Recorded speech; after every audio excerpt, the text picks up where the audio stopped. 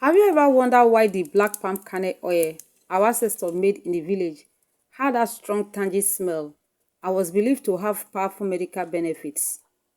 Today I'm going to show you the exact traditional method they used back then. No machines, no chemicals, just pure local processing passed down from generation to generation. This is the palm kernel we'll be working with today. And honestly, the quantity does not really matter. Whether you are making a small batch or a large one, the process is still the same. The first step is to soak the kernel in a bucket of water for about 24 to 48 hours. This soaking process is very important because it softens the kernel and prepares them for proper oil extraction. After 48 hours, drain the water with the help of a sieve and allow the kernel to drain completely. Now at this stage, if you really want to boost the medical strength of the oil, there's an extra traditional step our ancestors never skipped. Simply transfer the soaked kernel into a sack. Tie or cover it properly and allow it to ferment for another 48 hours. We are not doing that extra fermentation in this video. But to be sincere with you, that step is extremely important. It is what gives traditional black palm kernel oil that very strong tangy smell most people remember from the village-made oil. It also helps increase the medical potency of the oil. That strong smell many people dislike is actually a sign that the kernel were properly fermented the traditional way. So after soaking, I simply transfer the kernels into my pot and begin roasting them. As the kernel roasts, keep stirring from time to time so they roast evenly and do not burn on one side.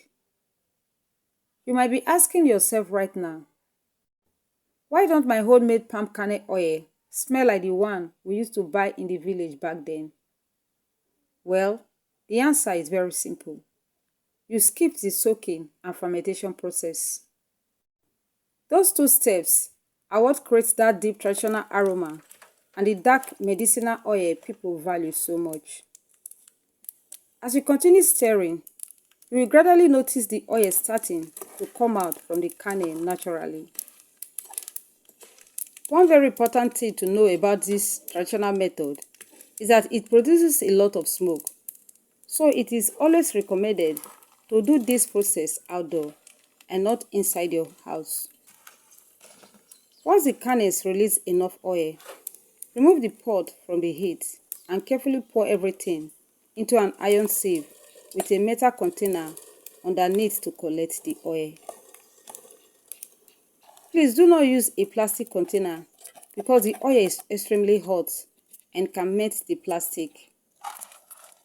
After the oil drains completely, return the kernels back into the pot and continue roasting again. Keep stirring from time to time until more oil comes out. Then remove it from the heat once again and pour it through the sieve into your collecting container. Now, to know whether you have fully extracted all the oil, check the kernel carefully. If the kernels are completely black without any shiny or oily appearance, and when you break one part, it splits easily with the inside looking totally black and dry, then it means all the oil has been extracted successfully. And this is exactly how our ancestors traditionally made black palm kernel oil: rich, dark, smoky, and highly valued for its medical uses. Now allow the oil to cool down completely before storing it properly. If you enjoyed this traditional method and learned something new today, don't forget to like the video, share it with someone who loves local processing methods, and subscribe for more practical DIY videos like this. See you in the next one. God bless.